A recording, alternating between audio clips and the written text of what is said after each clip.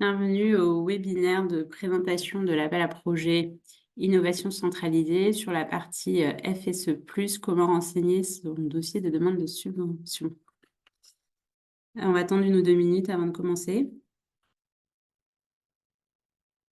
Donc, comme d'habitude, si vous avez l'habitude de participer à nos webinaires, donc si vous avez des commentaires ou des informations, vous pouvez les dire dans le chat sans problème. Et on pourra réagir. En revanche, si vous avez des questions aux intervenants, merci de les poser directement dans le module questions-réponses, car voilà, on répondra uniquement aux questions qui sont dans ce module, pour ensuite avoir l'historique des questions.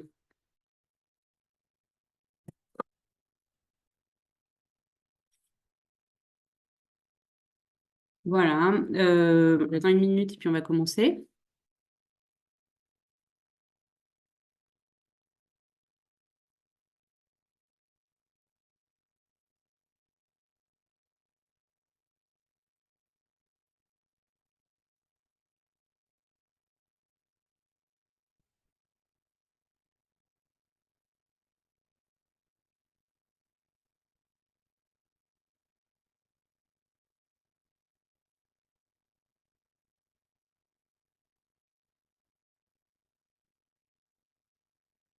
Donc, bonjour à tous, moi je suis Solène Jourdain, je suis la responsable de l'organisme intermédiaire du FSE. Je vais vous faire une très rapide introduction, surtout pour vous rappeler ce que c'est que le FSE, pour se présenter donc l'appel à projet dans lequel ça s'inscrit. Ensuite, Michael Barth, qui est responsable du pôle consolidation et changement d'échelle, qui a présenté le premier webinaire il y a 1 mois maintenant, rappellera rapidement les objectifs de l'appel à projet. Donc, si vous avez une dernière question sur ce point, ce sera l'occasion. Et ensuite, on rentrera dans le vif du sujet, où dans un premier temps, Anthony Chiari de l'organisme intermédiaire vous présentera comment renseigner et déposer son dossier de candidature dans Ma démarche FSE. Et Emeline Lenormand, également de l'organisme intermédiaire, précisera plus la partie du plan de financement. Et ensuite, on aura un petit temps de questions-réponses. Voilà.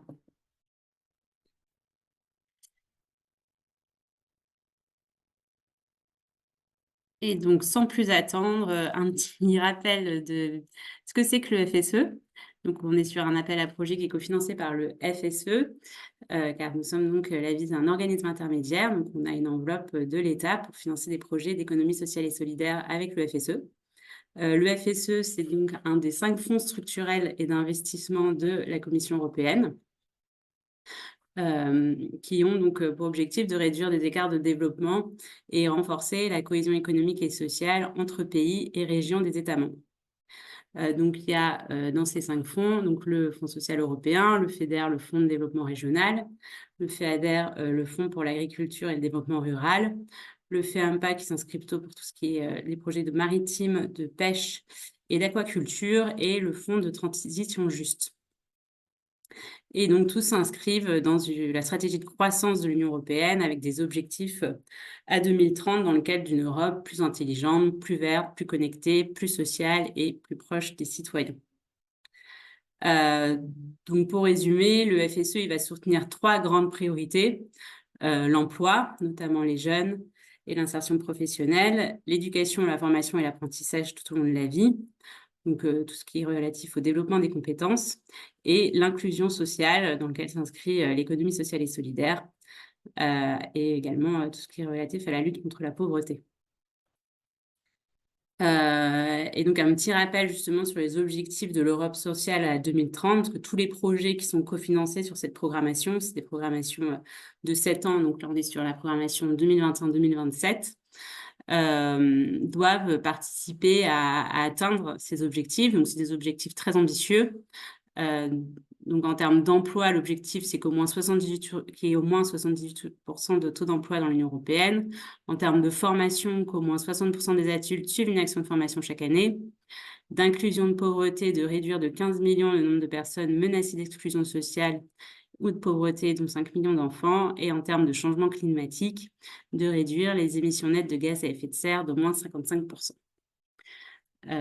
Voilà, donc ça c'était simplement pour avoir le contexte en tête. Et évidemment, n'hésitez pas, enfin même il faut que vous alliez pour, pour enfin voilà, rentrer dans les objectifs du Fonds social européen. Donc, d'aller voir notre guide qui est sur le site de la VIS, comment fonctionne le Fonds social européen, où vous avez vraiment tous les éléments, tous les outils, à la fois pour comprendre le fonctionnement des fonds structurels et également sur comment se préparer, enfin répondre à un appel à projet et se préparer à gérer un projet de financement FSE. Et je vais laisser la parole à Michael Barth. Bonjour tout le monde, merci Solène, merci tout le monde. Je vais faire rapide, hein. Le but c'est pas de faire une redite du précédent webinaire, c'est plutôt de faire un focus sur les aspects FSE, mais tout de même c'est important de rappeler les objectifs de cet appel à projet. Et donc si vous n'avez pas pu participer au précédent webinaire, il est disponible en replay, donc n'hésitez pas à le consulter. Il y a eu pas mal de questions-réponses déjà, donc ça permet de voilà d'avoir une bonne vision de ce que peut financer et les modalités de cet appel à projet. Pour rappel rapide, on est sur un appel à projet qui vise à renforcer les capacités d'innovation pour les entreprises et réseaux de l'ESS au sens large, hein, selon la loi 2014. Et l'idée, c'est bien d'internaliser de la compétence, hein, pas de financer une cellule R&D ou innovation qui serait externalisée. Le but, c'est de pouvoir renforcer quelque chose qui existe déjà. Donc, ça peut être une cellule, ça peut être un département, ça peut être... voilà, on est un peu agnostique sur la terminologie, en tout cas. Le but, c'est voilà que pas de créer, mais plutôt de renforcer cette cellule qui serait déjà présente, de manière à pouvoir mieux modéliser, développer des innovations dans vos réseaux, dans vos entreprises. Surtout les diffuser, enfin surtout les deux, hein. On est vraiment sur la capacité à renforcer les innovations et les diffuser, que ce soit au sein de votre réseau, de votre entreprise ou plus largement. Voilà, donc cet appel à projet, c'est vraiment ça le scope, et donc les actions attendu, ça va être aussi bien les actions de structuration, d'ingénierie, de pilotage, donc le temps passé nécessaire à détecter ces innovations au sein d'un réseau, à les consolider, à les structurer, à les diffuser, à les évaluer, voilà, donc tout le temps nécessaire pour notamment les personnes qui sont à travailler à temps plein sur ce processus plutôt exploratoire et de diffusion des innovations. On peut passer à la slide suivante. Merci. Là, on est plus sur les modalités et critères d'éligibilité. Donc, on est sur un appel à projet qui va de 12 à 36 mois en termes d'action. Sachant que ça peut démarrer donc les actions au 1er janvier 2025, hein. Donc, comme on l'a dit, on n'est pas sur de la création, on va pas pouvoir financer la création d'une cellule innovation, on est plutôt sur renforcer quelque chose qui existe déjà. Et donc, c'est possible de faire la rétroactivité au 1er janvier 2025, c'est pour ça. Sur les statuts entreprises de l'ESS, bon, je passe vite, on se base sur la loi 2014 et sur le scope géographique, on est sur des projets d'envergure ou à dimension nationale et au sens du FSE, cet appel à projet. Ça veut dire que la réalisation concerne au moins deux régions administratives, et évidemment, si possible, l'ensemble du scope national. Sur l'aspect financier, on est sur un montant de FSE plancher à 250 000 euros, sachant que le taux de cofinancement est de 40% du FSE, ce qui veut dire que le projet, dans sa globalité, ne peut pas être en dessous de 625 000 euros, donc sur la durée de 12 à 36 mois. Donc ça, c'est important à avoir en tête, et du coup, avec la logique de forfait aussi, et ce qui va être présenté après, bien sûr, c'est là où il faut bien prévoir, calculer pour savoir si vous rentrez bien dans les clous et que vous ne mettiez pas en difficulté non plus par rapport à cet appel à projet. Voilà. Bon, s'il y a quelques questions, on pourra y revenir rapidement, mais encore une fois, je vous invite à reparcourir le webinaire d'il y a quelques semaines, et puis on est disponible, hein, s'il y a des questions, s'il y a besoin de clarifier par rapport à votre situation à vous. On a mis en place un système de permanence, notamment les mercredis et vendredis. Donc voilà, vous nous envoyez un petit message et puis on peut échanger un petit peu. Si la question n'a pas déjà été traitée, bien sûr. C'est pour ça que je vous invite à d'abord revoir le webinaire et les questions qui ont été déjà posées. Et je passe la parole à Anthony. Merci, Oui, Mickaël. Mine. Merci Mickaël. Donc, on va voir ensemble comment enseigner et déposer le dossier de candidature dans ma démarche FSE. Anthony, ça résonne. Donc, je reprends, ça avait résonné. Donc on va voir rapidement ensemble comment créer son dossier de candidature sur ma démarche FSE et renseigner toute la partie rédactionnelle vraiment de votre dossier de candidature un peu plus en détail. Donc tout d'abord, il va falloir que vous vous connectiez sur la nouvelle plateforme EFP Connect qui vous permettra ensuite d'accéder sur ma démarche FSE. Pour celles et ceux qui ont déjà déposé des dossiers de demande, ça reste habituel, mais d'autres, je vous invite vraiment à le faire en amont et bien avant la date limite de dépôt des candidatures. On peut passer la slide, Solène. Une fois que vous arrivez ensuite sur ma démarche FSE, la première chose à faire, c'est de renseigner ou de mettre à jour votre fiche établissement, qui permet en fait d'avoir le nom de votre structure, le numéro de SIRET, qui est le responsable légal de la structure ou bien le délégataire de signature, ainsi que renseigner toutes les aides publiques que vous avez perçues au sein des 3 dernières années, quelle que soit leur forme d'aide publique. Donc, une fois que la fiche établissement est mise à jour, vous pouvez donc accéder à vos opérations pour vous créer un dossier de demande et ensuite on verra ensemble les différents onglets de ce dossier. Donc, tout d'abord, quand vous créez un dossier de demande de subvention, vous avez tous les critères de dite généralité. Donc nous, sur cet appel à projet sur l'innovation centralisée, il faut sélectionner bien évidemment le programme national FSE+, et son volet national. Ensuite, vous sélectionnez le bon appel à projet, la priorité 4, puisque l'avis s'inscrit sur la priorité 4 du programme national du Fonds social européen. Ensuite, vous renseignez votre propre intitulé de projet, ainsi que ses dates de commencement et de fin. Et le périmètre géographique sur lequel s'inscrit cet appel à projet, c'est France entière. Même si votre projet ne touchera que quelques régions, nous, c'est vraiment France entière le scope géographique. Une fois que vous renseignez l'intégralité de ces champs-là, vraiment le dossier s'ouvre. Donc là, vous avez différents onglets. Donc tout d'abord, on va s'intéresser sur l'onglet projet où vous pourrez détailler votre contenu, la viabilité financière ainsi que les ressources perçues. Et après, il y aura le plan de financement et les onglets de validation. Si on passe rapidement. Donc quand vous ouvrez le dossier de demande, vous arrivez sur la partie contenu et finalité, où là, vous devrez détailler en 5 ou 10 000 caractères le contexte de votre projet. Donc là, vraiment, ce qu'on attend des dossiers, c'est qu'il y a un réel diagnostic qui est fait sur la situation ou bien le besoin identifié par votre structure, les différents enjeux dans lesquels s'inscrivent votre structure ou bien le projet que vous allez renseigner. N'hésitez pas à mettre des exemples, des actions détaillées, ce qui a déjà été mis en place par le passé pour bien préciser le besoin et comment vous allez y remédier par votre projet d'innovation sociale. Ensuite, il y a aussi une deuxième question qui plutôt elle sur vraiment les finalités et résultats attendus, donc ce qui va être réalisé en 2025, 26, 27 pour les projets pluriannuels sur votre projet. N'hésitez pas à mettre des exemples, des chiffres clés, des actions menées, vraiment vos objectifs, le nombre d'outils que vous allez créer, de guides, etc. Et le projet, de manière transversale, doit vraiment répondre à ces finalités sur l'emploi, l'insertion professionnelle, la promotion de l'économie sociale et solidaire. Ensuite, on pourrait croire que c'est un petit peu une redite, mais pas tellement, parce que donc, dans le contenu de votre projet, c'est vraiment décrire les innovations que vous avez sélectionnées, et comment vous allez aussi les développer et les faire fructifier au sein de votre réseau. Donc, n'hésitez pas à mettre en lien si vous faites appel aussi à des experts en externe, si vous internalisez vraiment l'entièreté de votre projet ou pas, qui sont les bénéficiaires de votre projet. Et vous pourrez ensuite détailler vraiment vos actions juste en dessous, en présentant bien le programme, les outils créés, les livrables, les référentiels produits, et aussi les actions que vous allez faire pour capitaliser et diffuser ça au niveau national et en lien avec la vise.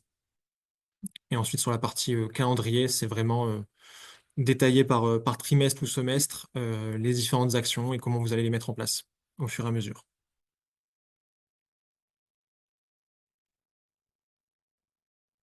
Ensuite, une des particularités d'un dossier FSE+, c'est qu'il doit répondre à ce qu'on appelle les principes horizontaux. Donc, la Commission européenne en a identifié 3 sur la programmation 2021-2027, l'égalité entre les femmes et les hommes, l'absence de discrimination et l'accessibilité pour les personnes en situation de handicap. Donc, il vous est demandé dans votre dossier comment votre structure, par son objet ou par les actions qu'elle mène, répond à chacun de ces trois critères. Donc là, ce qui est vraiment attendu dans vos dossiers, c'est d'expliquer les moyens et les actions qui ont été mis en œuvre en illustrant avec des exemples concrets et des livrables que vous pourrez joindre à votre dossier de demande, comment vous répondez, vous tendez vers l'égalité entre les femmes et les hommes, l'absence de discrimination et l'accessibilité pour les personnes handicapées. On a mis ensuite en dessous quelques exemples qui peuvent être utiles. Et on vous invite vraiment à joindre tout justificatif à votre dossier de demande. Ce qu'on attend vraiment, c'est à la fois que vous citez des exemples et que vous les joignez à votre dossier. Solène, tu peux passer la slide. Merci.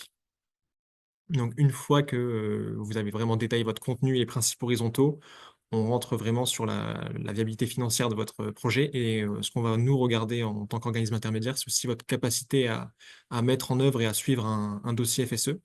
Donc, tout d'abord, vous allez devoir expliquer si vous disposez d'une comptabilité analytique. Donc, tout système qui vous permet d'isoler et distinguer les dépenses et les ressources de vos projets dans vos structures au sein de votre comptabilité générale. Une fois que c'est détaillé, on passera vraiment aux moyens humains. Donc là, on va distinguer deux types de moyens humains. Donc le premier, c'est les moyens humains qui sont affectés au suivi administratif du projet. Donc ces salariés-là ou ces temps ne sont pas éligibles en dépenses directes dans dans le plan de financement. On reviendra plus tard sur le plan de financement. Mais là, vous allez vraiment devoir détailler toute personne ou tout temps qui sont vraiment chargés sur la collecte des justificatifs, la rédaction du projet FSE ou des bilans d'exécution FSE+.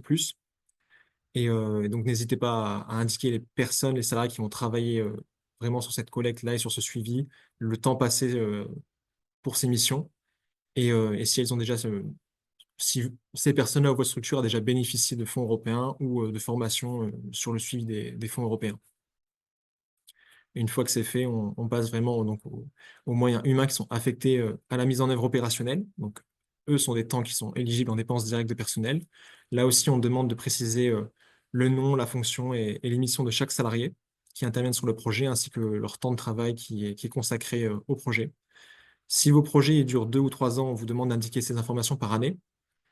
Pour rappel, comme on avait précisé au webinaire précédent, les dépenses éligibles, c'est seulement pour les personnes qui sont affectées à plus de 50% de leur temps de travail et à des taux qui sont mensuellement fixes.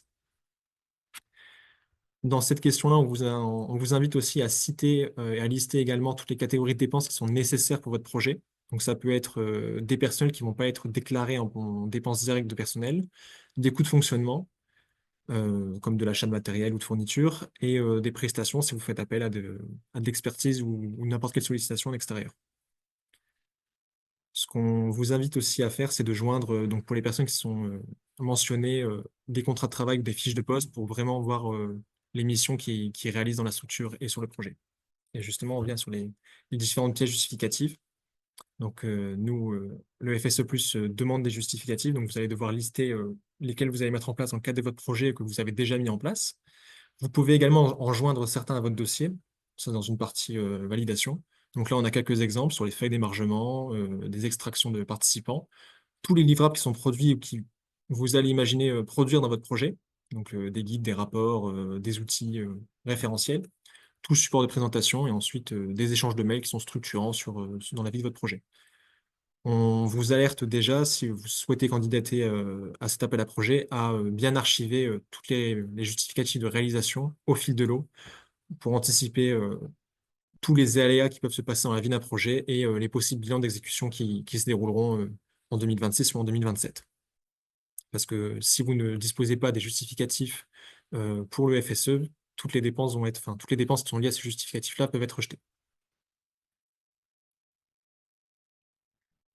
Et enfin, vous allez aussi devoir renseigner la question des indicateurs.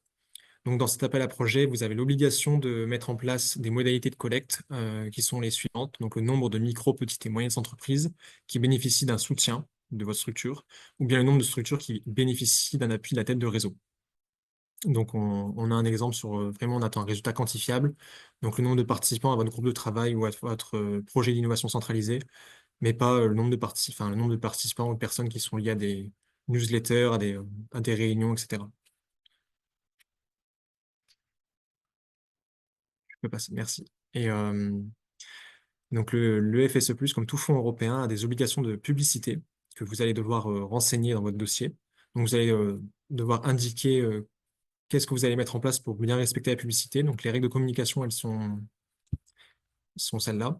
Donc le drapeau de l'Union européenne, qui est donc à gauche, avec la mention cofinancée par l'Union européenne, c'est le logo obligatoire pour cette programmation et cet appel à projet. Cette mention et ce logo devront apparaître systématiquement sur l'ensemble des livrables et des supports de communication qui sont produits dans le cadre de votre projet, donc en lien avec les justificatifs de tout à l'heure.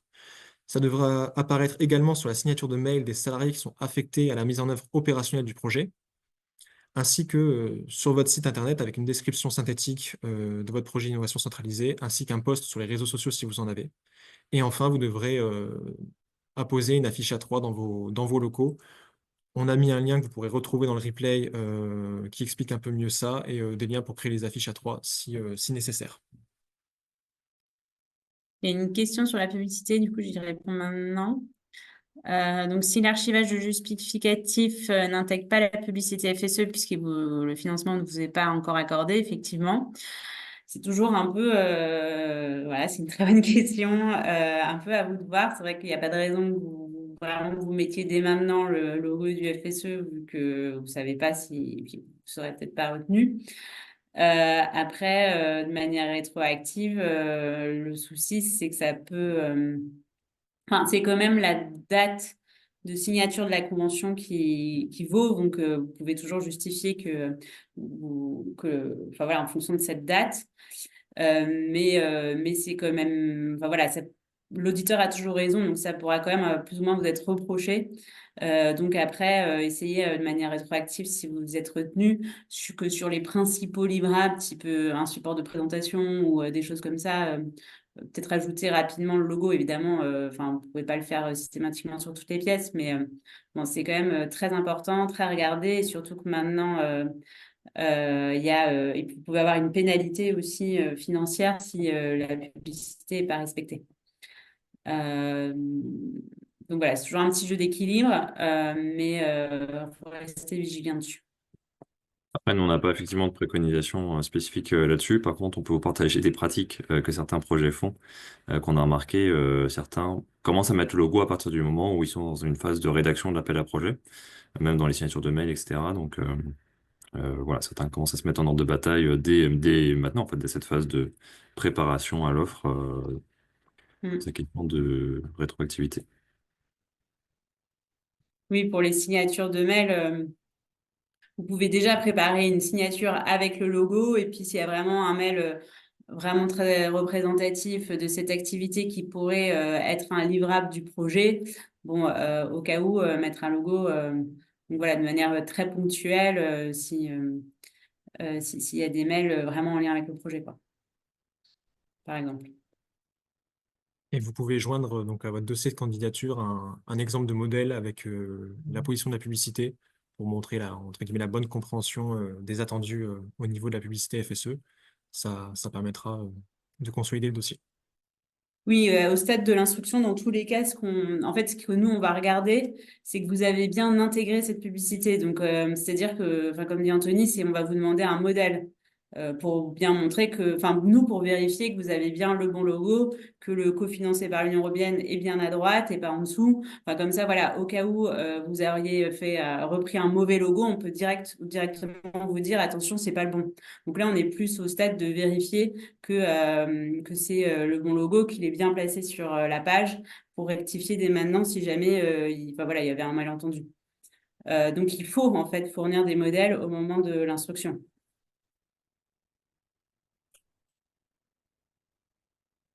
Voilà. Est-ce qu'il y a d'autres questions sur cette partie-là? Merci, Anthony.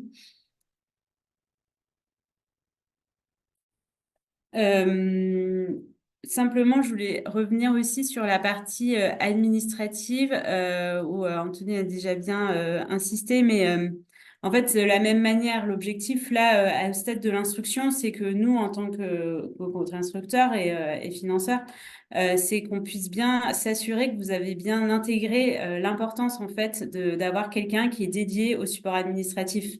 Donc, c'est pas des temps qui sont éligibles, enfin, c'est pas des temps qui apparaissent en soi, mais il faut être bien détaillé et essayer et montrer en fait que vous avez bien anticipé qu'un projet FSE, enfin le FSE, c'est pas une subvention quand même une autre, qu'elle demande quand même de temps, de l'énergie, de l'organisation, et que du coup, il faut vraiment avoir quelqu'un qui a du temps dédié à ça. Et donc, c'est ça, en fait, qu'on va regarder. Parce que honnêtement, nous, sur les retours qu'on a de nos précédents projets, on a aujourd'hui 20 ans d'expérience sur le FSE, à 80%, les projets, ce qui remonte, c'est que ce temps a mal été anticipé et que les structures se retrouvent à faire du rétroactif 1 an, voire 18 mois après, parce qu'ils n'ont pas pris vraiment la mesure de ce que ça représentait, d'archiver toutes les pièces, de vérifier qu'il y a bien tous les logos sur tous les documents, de bien mettre, enfin, anticiper enfin, la partie comptable, enfin, la gestion de ce financement, et que en fait, c'est galère quoi, à la fin. Donc voilà, donc on insiste vraiment et c'est ça en fait derrière cette question-là dans la demande de subvention, c'est que dès maintenant vous vous posiez, vous vous disiez mais comment on va s'organiser pour gérer ce FSE, surtout si c'est la première fois que vous en avez.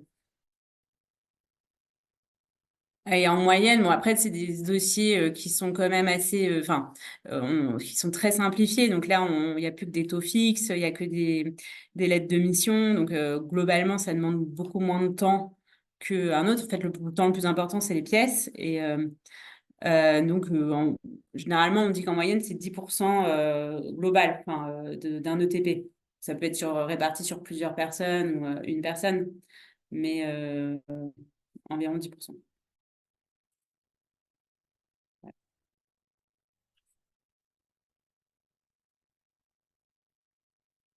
S'il n'y a pas d'autres questions, du coup, je vais laisser la parole à Emeline qui va présenter donc, le plan de financement. Bonjour à toutes et à tous. Euh, Désolée, il y a un petit écho.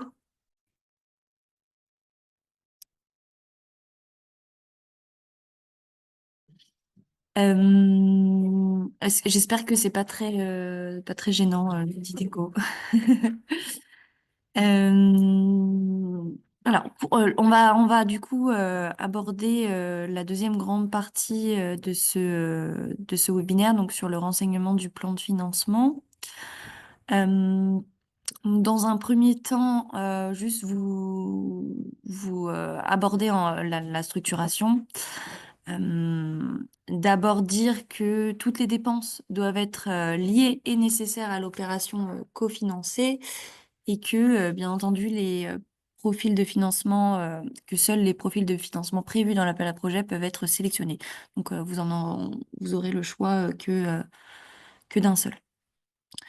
On peut passer à la prochaine slide. Merci. Du coup, alors le seul profil de plan de financement prévu par l'appel à projet est le taux forfaitaire de 40% des dépenses de personnel.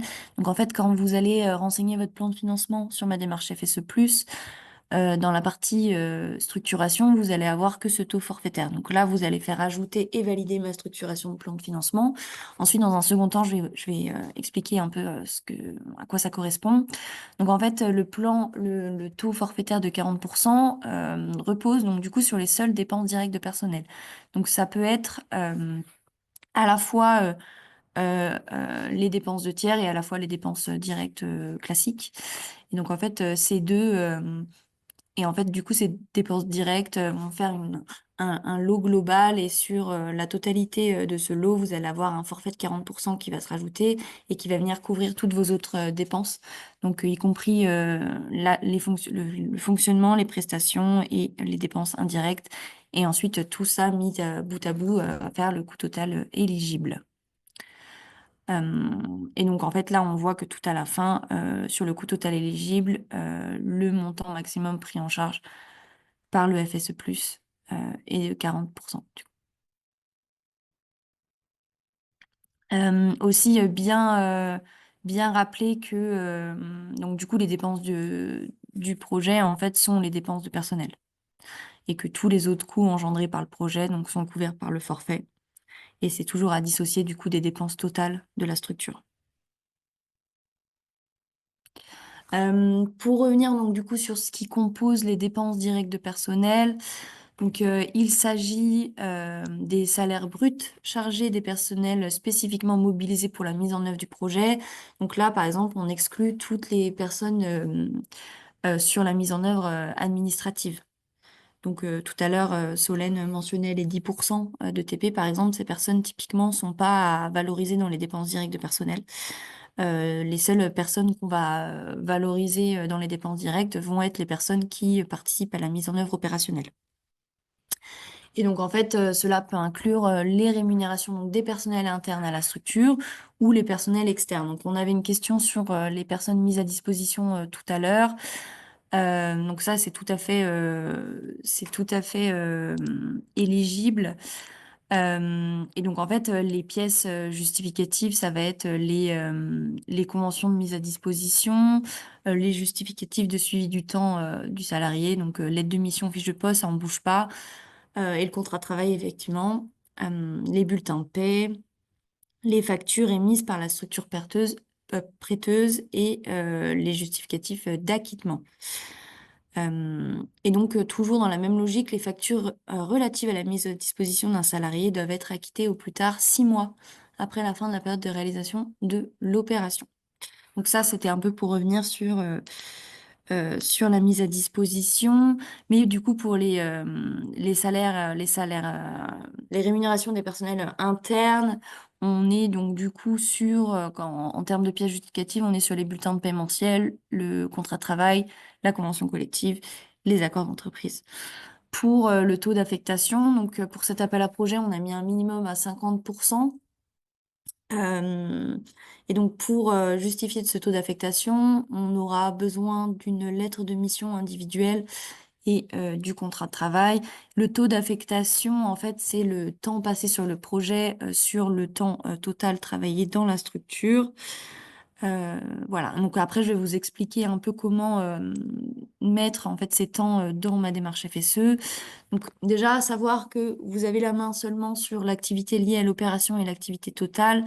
La part de l'activité liée à l'opération que vous voyez entourée en jaune, en fait, vous n'avez pas la main sur ce chiffre. Donc en fait, ce qu'on vous conseille de faire, c'est de partir toujours de votre contrat de travail. Et de faire ensuite fois le taux d'affectation que vous avez mis sur votre lettre de mission et ensuite vous indiquez l'activité liée à l'opération. Voilà. Et donc en fait, c'est mieux d'avoir un chiffre rond, donc 50, 70, 100, dans ces cas-là, pour que ce soit à la fois plus simple pour vous et à la fois aussi plus simple pour nous. L'idée est toujours que le taux d'affectation affiché sur ma démarche FSE corresponde bien sûr au taux d'affectation que vous avez mis dans vos lettres de mission. Donc ça, c'est sur les taux. Ensuite, pour chaque ligne, vous faites bien sûr une personne, une ligne dans votre plan de financement. Vous mettez prénom, nom et la fonction. Là, la base de dépenses, ça va être du coup le brut plus les charges patronales. Et ensuite, on déroule avec les activités. Et tout en bout de ligne, vous avez la possibilité de mettre les pièces jointes.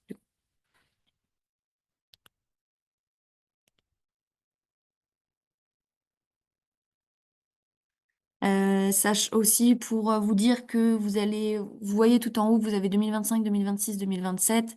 En fait, le plan de financement est à renseigner pour chaque année du projet. Donc, pour 2025, vous allez charger la lettre de mission 2025. Si vous faites une lettre de mission un peu commune pour les 3 années, vous pouvez remettre la même à chaque bout de ligne, hein, bien sûr.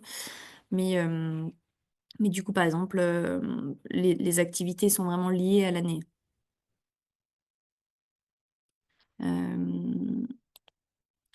Donc, pour aussi revenir sur les temps, donc seuls les temps fixes sont éligibles. Donc, j'imagine qu'un certain nombre d'entre vous avaient l'habitude peut-être des fiches temps pour cet appel à projet, c'est pas autorisé. Donc, en fait, on va vous demander exclusivement des lettres de mission, donc avec des temps fixes. Donc 100%, 90, 80, 70, donc il faut que ce soit au minimum 50%. Les personnes doivent être affectées au projet de manière opérationnelle.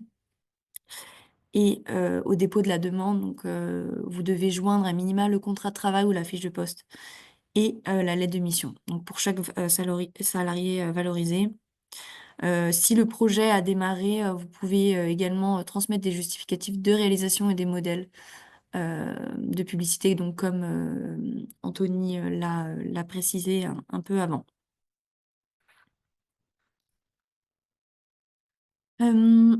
Pour les ressources, donc en fait dans votre plan de financement, on a une partie du coup sur les dépenses directes de personnel et ensuite on a une partie du coup sur les ressources. Donc pour déclarer une ressource, vous allez sur ajouter une ressource. Donc vous avez le choix, soit les subventions elles sont affectées intégralement, donc en fait ça veut dire que le périmètre physique et temporel est identique à votre projet FSE, donc 100% du montant indiqué dans votre convention est sur votre projet FSE, ou elle peut être aussi affectée partiellement, donc ça veut dire que le périmètre diffère. Donc en fait, si l'affectation est partielle, donc c'est-à-dire que vous avez une convention avec votre cofinanceur qui dit que vous avez 100 000 euros au total et que sur ces 100 000 euros, vous mettez 20 000 sur votre projet FSE, on parle d'affectation partielle. Et donc dans ces cas-là, il est nécessaire de justifier la quote-part utilisée par une attestation de cofinancement ou une lettre d'intention signée du cofinanceur. Ensuite, le montant FSE sollicité doit être saisi manuellement dans le tableau de ressources prévisionnelles. Donc ça, c'est vraiment pour vous expliquer un peu comment ça fonctionne dans le tableau des ressources. Du coup, n'oubliez pas d'ajouter cette petite ligne aussi pour le FSE et donc vous mettez bien la catégorie fonds européens. Euh, voilà. Ici, donc pour les pièces jointes. Donc vous pouvez insérer ici toute pièce nécessaire à la compréhension du projet. Donc vous avez la main pour mettre toutes les pièces, y compris celles qui vous seront demandées en instruction. Donc là, ici, vous mettez les justificatifs de publicité, les bulletins de salaire, les contrats de travail, les fichetures, les attestations de cofinanceurs et toute autre pièce qui peut être pertinente pour votre demande de subvention.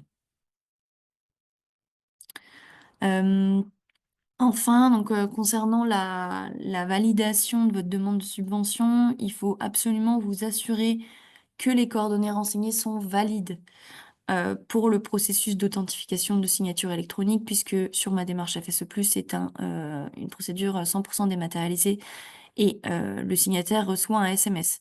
Donc il faut vraiment vérifier que ce numéro soit valide, vérifier également le nom, le prénom du signataire, et du coup que ce nom soit identique à celui présent sur le justificatif attestant de la capacité du représentant légal ou de son délégataire. Sachez que du coup, en cas d'erreur, le renouvellement de la procédure est possible qu'après 14 jours. Donc c'est essentiel que chaque personne vérifie bien toutes ces informations. Et enfin, pour vous rappeler que les demandes de subvention doivent être signées et déposées avant le 7 avril 2025 à 23h59.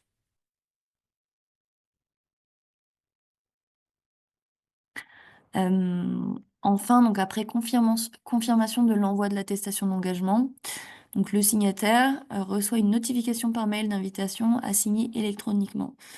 Et donc, c'est seulement après cette signature électronique que la demande est transmise à l'OI et passe au statut déposé sur ma démarche FSE+.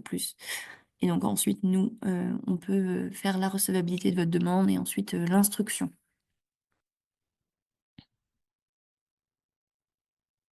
Il y a quelques questions, peut-être qu'on va y répondre là. Complètement. Merci, Emeline.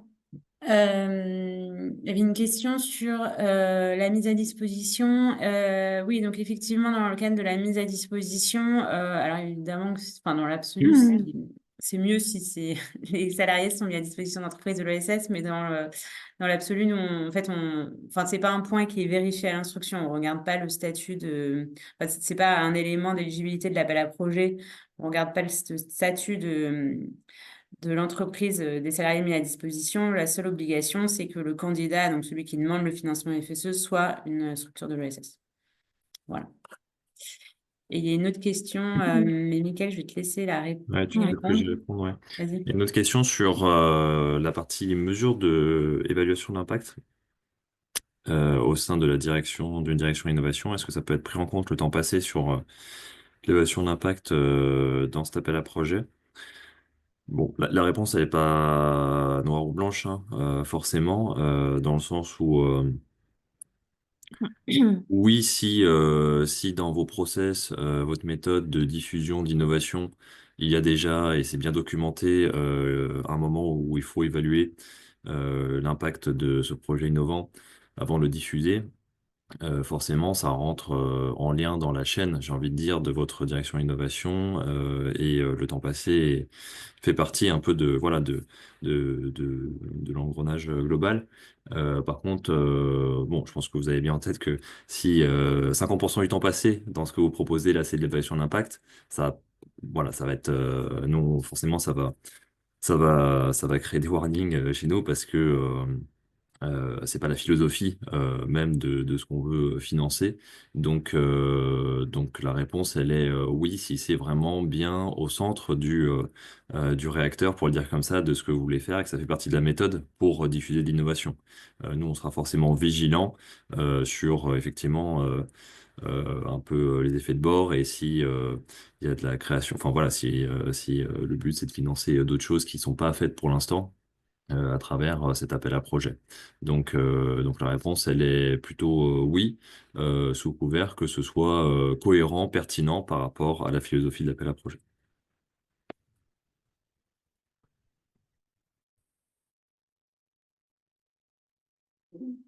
Une autre question, le temps alloué à la phase d'expérimentation des innovations entre-t-elle dans les dépenses éligibles?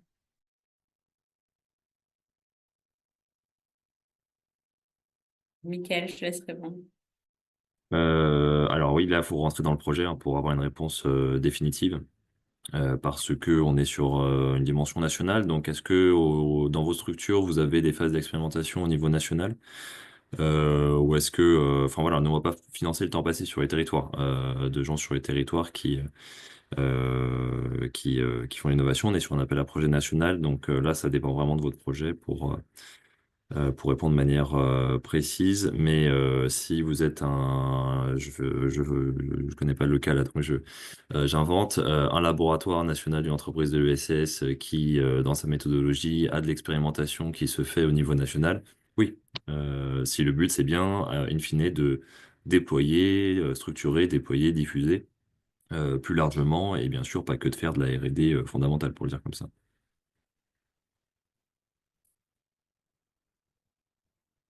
Pas toujours évident de répondre comme ça, sans connaître le contexte, donc je donne des réponses peut-être un peu généralistes, d'où l'intérêt, si besoin de préciser, d'en discuter plus, hein.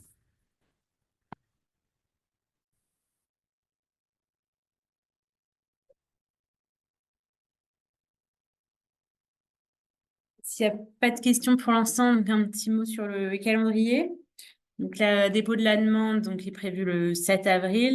Je rappelle encore une fois de bien anticiper cette date parce que c'est arrivé, hein, même à chaque appel à projet, je pense que voilà, le porteur s'y prenne un peu en dernière minute. Il peut y avoir, voilà, on est quand même dépendant d'un système d'information. Il peut y avoir un bug. Si c'est un peu trop tard, parce qu'il y a des sortes de mises à jour toutes les nuits de ma démarche, mais du coup, s'il est trop tard, la personne ne reçoit pas le mail pour avoir la délégation de signature, ce qui fait que c'est signé que le lendemain. Et en fait, si la date est dépassée, nous, on peut rien faire parce que c'est vraiment la date qui apparaît dans le système qui vaut. Et donc, le projet n'est pas éligible parce que déposé après la date limite de dépôt. Donc, on vous conseille vraiment de répondre plutôt 2 jours avant. Ensuite, il y aura une phase d'instruction. Donc là, qui pour le coup dépend vraiment du nombre de projets déposés. Donc forcément, plus il y a de projets, plus cette phase est longue.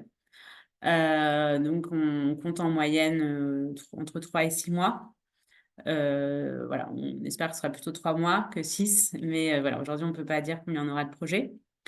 Donc en fonction, donc s'il y a un nombre suffisant de projets suffisants pour, je vais dire non, enfin, pas suffisant, qui fasse qu'on puisse instruire assez rapidement, on prévoit un comité de programmation au 3e trimestre, voire à la fin du 2e trimestre, avant l'été. Et du coup, vous êtes informé directement après le comité de programmation donc, qui statue sur les projets FSE déposés. Donc par mail, voilà, si votre projet est retenu ou pas, et ensuite vous recevez une lettre de notification un peu plus détaillée. Ensuite, dans la foulée, donc, il y a une phase de conventionnement. Une fois que la convention est signée, cela vous permet de faire une demande d'avance. Elle n'est pas obligatoire, mais si vous le souhaitez, vous pouvez avoir une avance qui, généralement, alors on n'a pas encore confirmé pour cet appel à projet, mais généralement, elle est de 20% du montant FSE de l'opération. Et ensuite, le projet se déroule en cours de projet. Donc, voilà, il y a un accompagnement de l'OI, du pôle changement d'échelle de la vise. Et puis, votre projet pourra faire l'objet d'une visite sur place aussi. Donc, voilà, on se déplace dans vos locaux pour que vous nous présentiez voilà, l'avancée de votre projet. Et puis, chaque année, vous pouvez déposer un bilan, ce qu'on appelle un bilan d'exécution, où vous déclarez toutes les dépenses qui ont été faites dans le cadre du projet sur l'année. Ce bilan donne lieu à un audit des pièces, ce qu'on appelle un contrôle de service fait, et du coup, ensuite, au versement du coup, de la part sollicitée. Voilà. Je ne sais pas s'il y a des questions sur ce qui a été présenté ou tout était très clair, donc tant mieux. Après, si vous avez des questions, on est à votre disposition aussi. Voilà. Pour information, si vous avez peut-être, on vous l'a déjà dit, mais vous l'avez peut-être aussi entendu par ailleurs, donc on prévoit de sortir 2 autres appels à projets là dans les prochains mois. Ce mois-ci, sur le soutien des programmes nationaux thématiques d'accompagnement collectif d'entreprises de l'ESS en changement d'échelle, donc qui est un peu la continuité de celui qu'on avait déjà lancé en 2023. Donc, un appel à projet qui vise à des projets de conception, de mise en œuvre de programmes nationaux d'accompagnement en changement d'échelle autour d'un même domaine d'activité qui répond à un besoin social spécifique et contribue à la transition écologique juste. Donc, si tout va bien, il sort la semaine prochaine, mais voilà, on vous confirmera. Parce qu'il est encore en validation finale. Ensuite, et un deuxième appel à projet sur le changement d'échelle des entreprises de l'ESS. Avec l'objectif de soutenir financièrement toutes les actions nationales qui sont liées au changement d'échelle dans des nouvelles régions par des entreprises de l'ESS sur des thématiques précises qui seront donc spécifiées dans l'appel à projet. Et donc, on espère pouvoir le lancer à la fin du 2e trimestre, plus ou moins. On vous présente ces appels à projets aussi parce que voilà, si votre projet pourrait rentrer donc si vous avez un autre projet qui pourrait rentrer dans l'un de ces appels à projets, donc on n'est pas nombreux, on est une petite équipe à la VISE. Plus il y a de candidatures, plus les phases d'instruction sont longues, plus c'est compliqué pour nous à gérer. Et nos enveloppes sont limitées, comme vous le savez. Par exemple, sur l'appel à projet changement d'échelle SMH, qui est aussi une deuxième version qu'on avait déjà lancée en 2023, on avait reçu 80 candidatures et 18 ont été retenues. Donc, on vous encourage pas à répondre à plusieurs appels à projets, mais plutôt à même à revenir vers nous. On est à votre disposition pour échanger sur l'appel à projet le plus pertinent, qui correspond mieux, du coup, peut-être à votre phase de développement de votre structure, à vos projets, à vos besoins financiers aussi, aux différents soutiens que vous avez, peut-être d'autres partenaires, pour vraiment répondre à l'appel à projet le plus pertinent et plutôt pas multiplier les demandes parce que du coup, pour nous, c'est un travail qui alourdit, même pour vous aussi. Et du coup, ça décale d'autant les réponses au projet.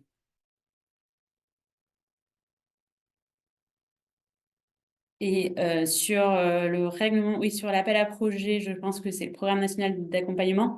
Effectivement, il aurait dû être publié lundi, donc c'est pour ça qu'il apparaît toujours en résumé sur le site fse.fr, fse.gouv.fr. Mais on attend la validation de l'usage final de la DGFP, ce qui fait qu'il n'est pas publié dans son entièreté. Donc ça devrait être fait au plus tard la semaine prochaine. Mais c'est pour ça que du coup, pour l'instant, vous voyez que le résumé. Alors, il y a un petit bug, parce que normalement, on devrait pouvoir décaler la date, mais on n'a pas la main, donc enfin voilà. Donc, on ne peut pas vous le transmettre pour l'instant tant qu'il n'y a pas cette validation finale de la DGFP, mais restez en veille. Normalement, ça sera fait sous les prochains jours.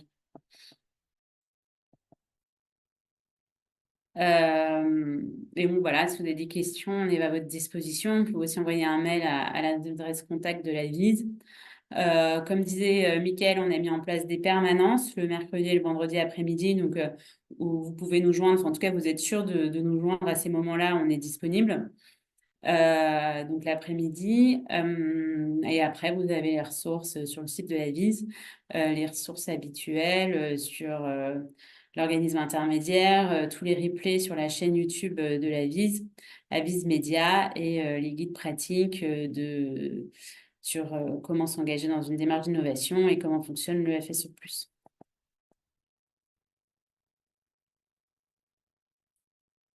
Voilà. Je ne sais pas si l'un de vous veut ajouter un point. Si, non. OK. Et bien, s'il n'y a pas d'autres questions, merci de votre attention. Bonne continuation alors. Bon courage pour la réponse et puis sans doute à bientôt. Et puis très bonne journée. Merci, au revoir. Merci. À bientôt, bon courage. Bonne journée, bon courage.